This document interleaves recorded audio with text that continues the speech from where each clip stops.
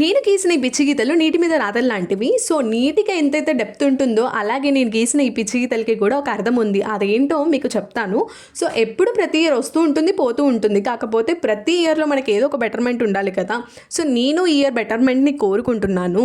And ఇంకా ఇక్కడ చూసుకుంటే కనుక మీరు ఇక్కడ నేను ట్రీ అయితే డ్రా చేస్తున్నాను కదా. సో ఇది ఎందుకు అంటే మన లైఫ్లో పీస్ ఉంటే మనం ఏదైనా సాధించగలం లైఫ్లో. సో అందుకనే మీరు పీస్ని ఎప్పుడు కూడా ఉంచుకునేలాగా చూడండి. అండ్ ఇంకొకటి ఇక్కడ బర్డ్స్ అనమాట. అవి బర్డ్స్లా లేవు, బట్ అలా అనుకోండి, ఏదో ఆర్ట్ వేసాను. అండ్ ఇంకొకటి ఏంటంటే ఇక్కడ మన చిరునవ్వుతో ఏదైనా మనం కవర్ చేసేస్తాం కదా, మన లైఫ్లో ఎన్ని బాధలు ఉన్నా. సో ఎప్పుడు హ్యాపీగా ఉండండి. అండ్ మీ అందరి కోసం, నా సబ్స్క్రైబర్స్ కోసం కూడా wishing you a very happy new year. Health and వెల్త్తో మీరు ఎప్పుడు హ్యాపీగా ఉండాలి అని చెప్పి మనస్ఫూర్తిగా కోరుకుంటున్నాను. అండ్ నేను రిజల్యూషన్స్ ఎప్పుడు అనుకోను, బట్ ఇప్పుడైతే గట్టిగా అనుకున్నాను, ఫిక్స్ అయ్యాను. సో మీరు రిజల్యూషన్స్ ఏంటో కూడా చెప్పండి. అండ్ మీ లైఫ్ కూడా ఇంతే కలర్ఫుల్గా ఉండాలి అని చెప్పి మనస్ఫూర్తిగా కోరుకుంటున్నాను.